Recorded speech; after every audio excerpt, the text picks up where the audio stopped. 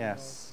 Yes. to believe and live and perpetuate the cultural values, but at Yeah. the same time be a Yeah. part of the Western world.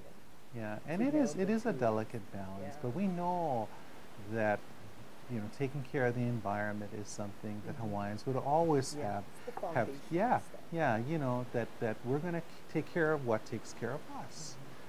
The land takes care of us, we will take care of the land. That's to me fundamental. And I can't see, in an evolution of values, that would still be the foundation. How you choose to take care of the land might be very different. You could be Kamehameha School and you're taking care of the land is building, towers on it that generate money to help support the culture. And I'm not criticizing Kamehameha for doing that. That's how they have evolved, if you will. There are others who will say, no, no, no, the culture is that we have to work on the land, we have to work in the lo'i. So which is better? Which is a correct value? I think they're both correct. And that's when we say we're resilient, that's why we're resilient, because we are able to survive. Now, and then you have those who say, well, you're just selling out to the Western value system. I don't feel that way. It's what's in your heart. It is what governs your life. Yeah. So I go agree. on. Okay, good. I'm glad we agree. Okay, last couple questions. Mhm. Do you envision, or what would you suggest as future policies or processes that can help our Hawaiian people preserve and protect our resources and our environment? Political action is always something that needs a greater attention. People need to understand that, whether we like it or not, what happens at the legislature, what happens in Congress, will have an effect on our lives here in Hawaii. And whether we like it or not, we need to become much more engaged. Decisions are being made. For example, this past legislative session, there was a formation of a commission that will affect the use of government land. It is a significant change in policy. It will allow the commission can bypass county regulations. They can bypass any state regulation for the purpose of developing land.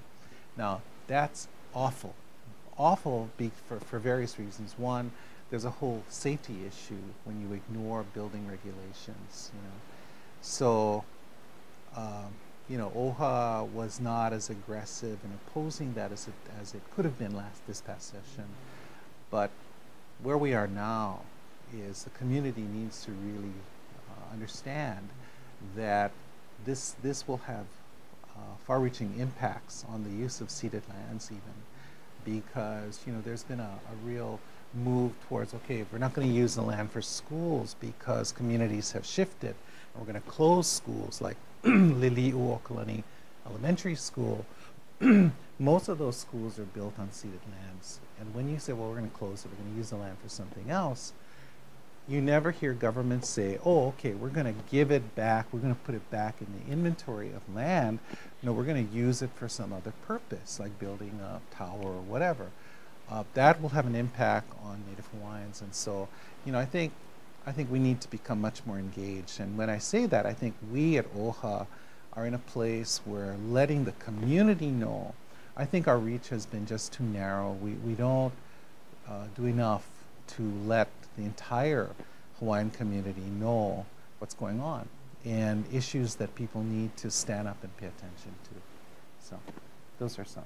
I think we've been doing the best we can. No, we have. I think we've tried. I think that, and hopefully, as this program moves further along, there'll be more of that, the reaching out to the community.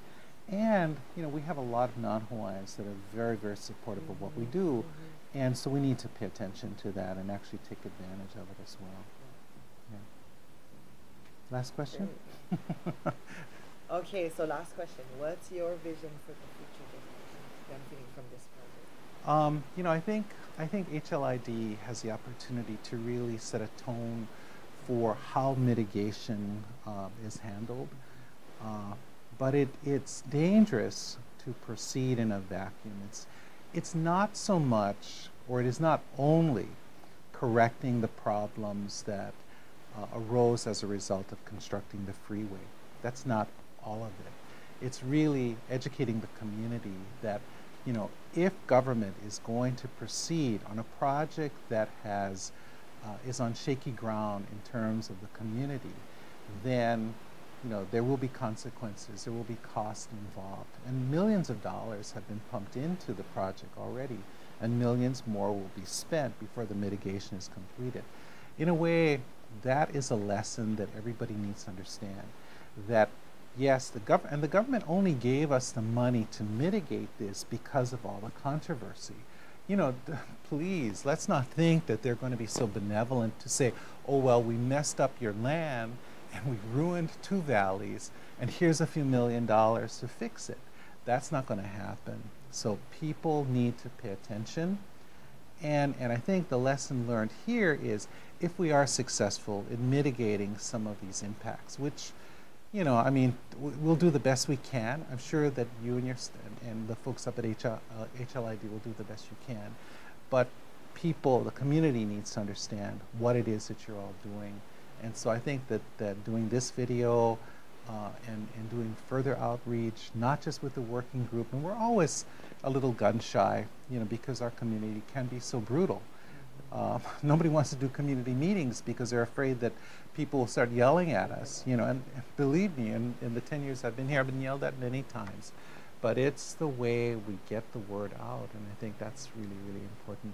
So if we are concerned about the future generation, as we are, you know, we need to spend a lot more time educating. Yeah. That is in our plans. Good, good. We are having a working group meeting tonight too. Oh, no thanks. Will I be there? No. No. Is Layla Hubbard still on the group, you know? Yes, she is. Oh, Layla's a sweetheart, but no, good luck. Okay, do you want to share anything else? No, I think that's fine. Okay. I think, you know, I think the more educating we do, the better off, you know. Regrettably, the working group should have really been the nucleus for the public education. They should have been the ones who are closest to the process and should have been able to say, well, okay, well, I'm going to go out and talk to my community so people know what's going on. I don't think that's happened because the group itself tended to be more fractured, at least they were when I used to attend the meetings. And that's regrettable because, you know, usually those are the folks who are most well respected in the community. People know them, you know, but didn't turn out that way, so, yeah. Okay. Okay. All done? Thank